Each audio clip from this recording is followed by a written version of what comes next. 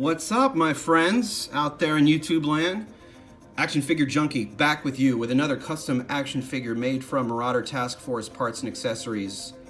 And virtually, I want to be able to see them all. Virtually no Hasbro thrown in for good measure. That's just kind of how this one had to be. Actually, I take that back. We'll get into those straps. This is a custom modern, updated version of 1983's Airborne, one of my all-time favorite figures. I love this figure. I love that he was a Native American. I love that they threw in some diversity and that not every Joe is just a white dude. Anyway, check it out. This one took some work, I'm not gonna lie. I went with the Marauder Task Force brand new style, all tan body. No armor on the legs. I wanted this to look as much like the 1983 version of Airborne as possible. I modeled it on that. I modeled it on that, and the 25th anniversary version, which I used to have. Just not a cool-looking figure, but not very posable. But this one, dude, trust me, this one is. So let's break it down. All tan body with black accents. The knee pads have been painted black by myself because the original Airborne had black knee pads. The vest. MTF does not make a light blue vest. Obviously, because look at the shit paint job. No, I'm kidding. Sorry if I cussed. Look at the paint job. It is not perfect. However, it is not meant to be perfect. I went with perfect and then I decided to screw it up. I know what you're thinking. Yeah, sure, FJ. Sure you did. No, I wanted it to look like this dude has fallen off of a building or two. So there's a lot of different paint scuffs in there on purpose. But I mixed up my colors, did as good of a job as I could in making a really decent light blue with some purple blue accent, silver accent. I'm not an expert painter, as I've said multiple times on these videos, but I think this one, I don't know, man, I think it works. Tell me what you think. I'd love to know what you guys think of this this blue vest. Anyway, so I went with a gun that mostly resembles Airborne's rifle. I took off the that's me snap my fingers. The bayonet, because when do you see modern soldiers have a bayonet? Really often. I just didn't really think it looks good. I went with the knife on the chest. Now, the original Airborne had a really cool strap down his vest that I really couldn't replicate that well, so I went with a knife, kind of tilted at an angle to represent the strap, and the grenades were up on his upper left chest as well. So that was fairly easy to replicate.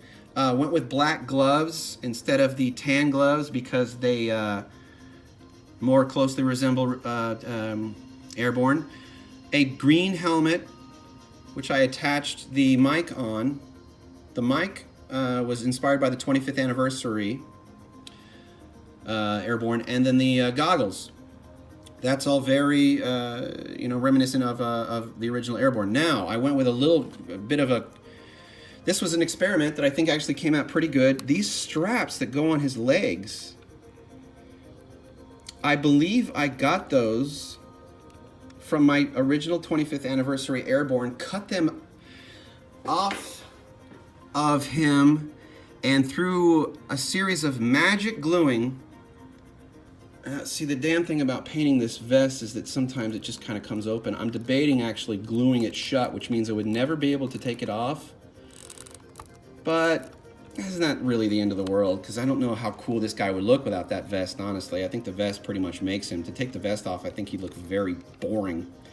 Anyway, the straps, they have those cool, those things that you can rappel off of helicopters and buildings with.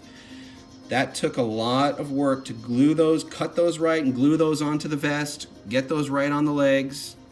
I think they work, though. You tell me. Those straps on the legs, to me, really make Airborne Airborne. The original had them painted on him, because, back then they didn't have the technology to be removable. The 25th anniversary had them. So I think that they really do make Airborne look like Airborne. The blue vest, the straps, that's really what screams to me Airborne. Now I used the Marauder Task Force head. The goggles come off. I had to paint the goggles. You like those? I painted them blue. Painted the lenses blue to more resemble Airborne. I used the, they have several different skin tones.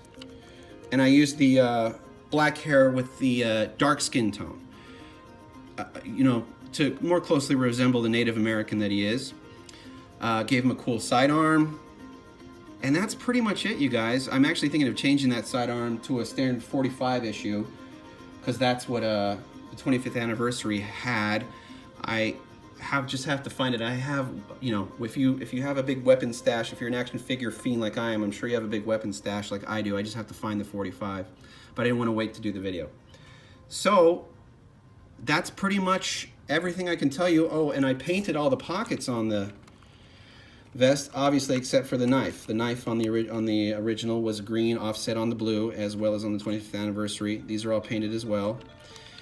Lots of dry brush painting to show wear, and that's what I got for you guys. I really hope you like it. Please let me know. Tell me if it sucks. Tell me if it rocks. Either way, I'm good. Hit me up on all the social medias. We got to go through this whole thing every end of my videos. Please hit me up on Instagram, Facebook, Twitter, Snapchat, Reddit. I'm all over the place, you guys. I just love posting pictures and videos. Like and subscribe. Do me a solid. Have a wonderful day. And as always in parting, I think we're gonna throw a little variety in here, because I haven't done a Cobra in a minute, and I really want to hear this. Ready?